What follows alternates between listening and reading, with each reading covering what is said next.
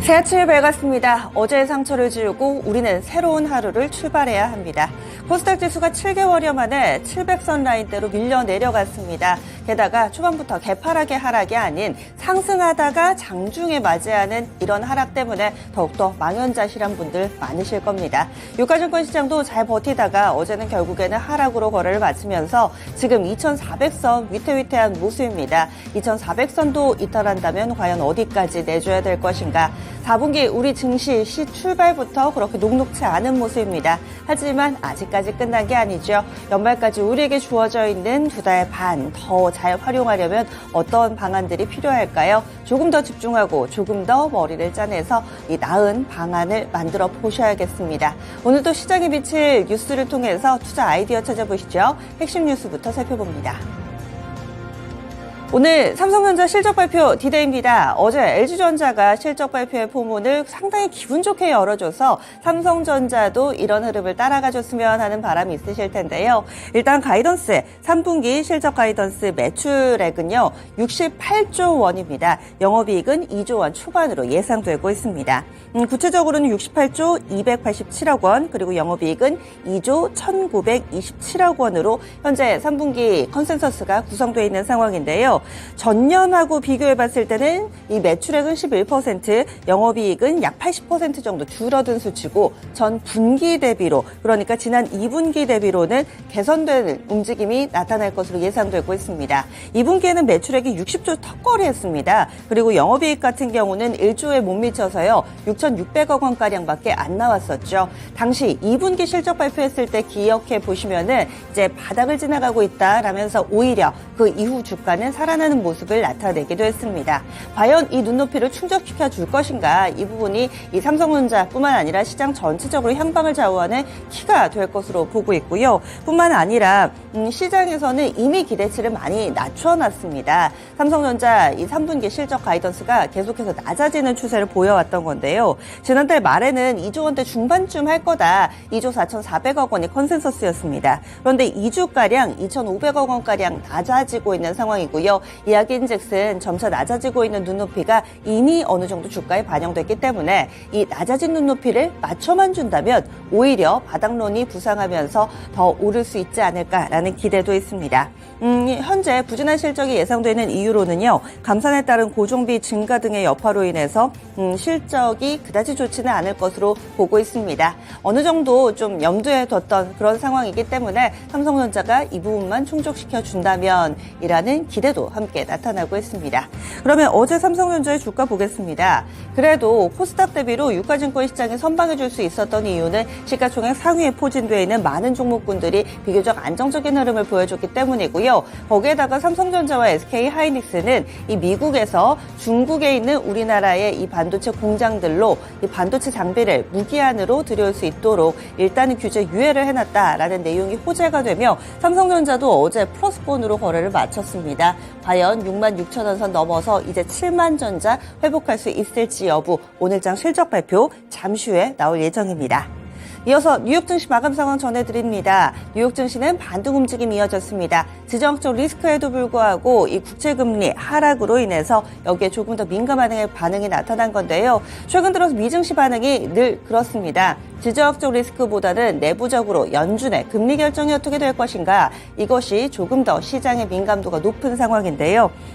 보시면은 이 아이러니하게도 지정학적 리스크, 중동의 화약고 내의 전쟁으로 인해서 지정학적 리스크가 나타나면서 위기가 급증하고 있는데, 이에 따라서 안전자산의 대표주자라고 할 수 있는 미국 채권의 러브콜이 들어가게 되고요. 따라서 채권의 가격이 오르고 금리가 내리는 현상이 만들어지고 있습니다. 결과적으로는 이 미국의 채권 금리가 하락하면서 미증시가 오르는 그런 현상이 만들어지고 있는 거죠. 다우지수가 0.4% 올랐고요. S&P 500은 0.52%, 나스닥 지수도 0.58% 오르면서 고르게 상승하는 흐름이었습니다. 그렇다면 미국의 10년 만기 채권 금리 어느 수준이냐면요, 얼마 전에는 4.8%까지 오르면서 시장의 우려가 컸는데 지금은 4.6%대로 내려와 있습니다. 그리고 이 연준의 스탠스와 가장 민감하게 움직이는 2년물 국채 금리도 얼마 전에 5% 넘었었는데요. 지금 많이 진정돼서 4.97%대로 4%대로 다소 좀 떨어져 있는 모습을 보여주고 있습니다. 그리고 국제 유가도 보겠습니다. 국제 유가 제자리를 찾아가고 있습니다. 어제 이 시간엔 4% 급등했습니다. 말씀을 드렸는데 간밤에는 0.7%가량 하락하면서 WTI 기준으로 배럴당 85달러대에서 거래 마쳤습니다. 특징적인 종목으로는 태양광주들이 전반적으로 강했습니다. 솔라이지 테크놀로지라든지 퍼스트솔라 등의 종목군들이 강세 흐름을 보여주는데요.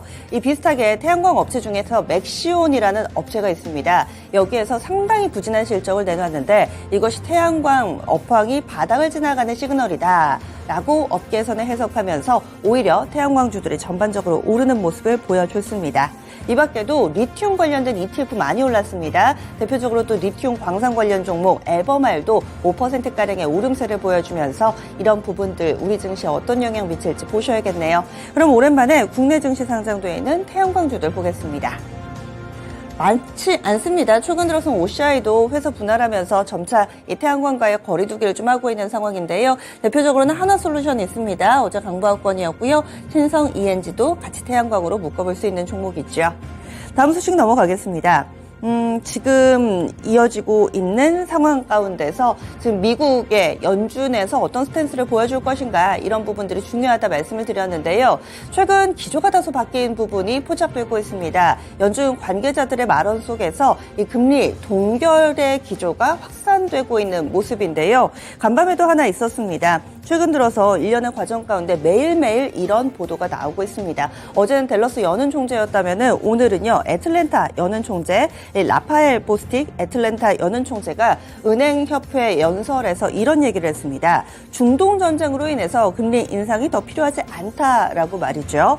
이 중동 전쟁으로 세계의 불확실성이 높아지고 이에 따라서 금리 인상은 더 이상 필요하지 않다고 생각한다 이렇게 이야기를 했습니다. 그리고 최근 들어서 이 연준에서는 고용 보겠다, GDP 보겠다 이렇게 해서 경제지표를 중심으로 해서 금리 결정하겠다라는 스탠스를 보인 바 있는데요. 이와 관련해서는 이 경제지표가 우리 예상과 다르게 나온다면 금리를 인상해야 할 수도 있지만 그럴 가능성이 크지는 않고 우리의 기대도 아니다라고 덧붙이기도 했습니다.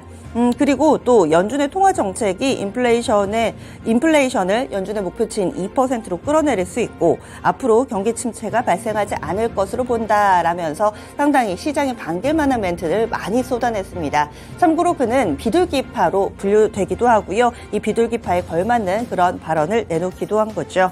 그러면 보겠습니다.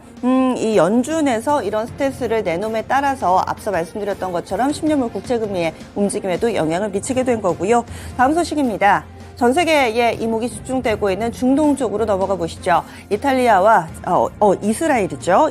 이스라엘과 하마스의 전쟁 점차 좀 상황이 격화되고 있는 모습입니다. 아마 몇몇 매체 보도라든지 또 영상 보신 분들도 계실 테지만은 실제로 기자들이 숨지는 사례들도 이어지고 있고요. 생방송을 하고 있는 가운데 뒤에서 포격이 되는 장면이 생방송으로 또 전달되기도 합니다. 전체적으로 사망자가 1,600여 명까지 늘어난 모습이고요. 이 가운데서 언론인 7명도 포함된 것으로 알려지고 있습니다.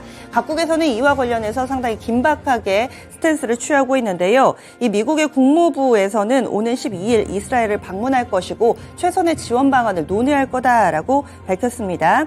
그리고 우리나라에서는 현재 이스라엘에 단기 체류하고 있는 우리 국민 200여 명을 항공편 그리고 육로로 현재 이송을 하고 있는 상황, 빠져나온 상황이라고 전해지고 있고요. 그리고 EU 쪽에서는 이런 스탠스입니다. 이스라엘을 지지하기는 하는데 이스라엘 방어권을 지지하는데 국제법을 지켜야 하기 때문에 가자지구를 봉쇄하는 것은 안 된다라는 입장을 취한 상황이고요. 거기에다가 우리가 또 집중해봐야 될 뉴스는 하마스가 공격을 할 때 사용한 무기 가운데서 북한제 로켓 발사기가 있었다. 사용 정황이 포착됐다라는 외신 보도가 나오고 있습니다. 지금 이것이 이스라엘과 하마스의 전쟁인 것인가 아니면 그 배후에 다른 국가들이 있어서 조금 더 확전의 가능성이 열려 있는가 이 부분이 상당히 좀 중요해지는데요. 북한 대입이 돼 있는지 아닌지 이와 관련된 후속 기사들도 꼼꼼하게 챙겨보셔야 되겠습니다. 어제 이와 관련해서 영향받았던 시장의 반응이 나왔던 종목군 다시 한번 정리해 보시죠.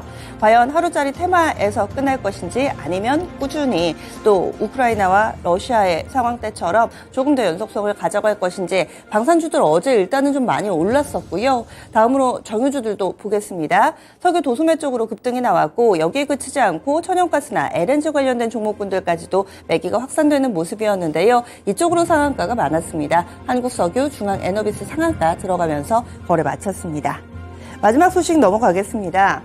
로봇주 들고 계신 분들 요즘에 정말 힘드시죠. 두산 로보틱스 상장이 오히려 디데이가 되면서 그때 주가는 고꾸라지는 모습을 보여주며 오늘날까지도 약세 흐름 뚜렷하게 보여주고 있습니다.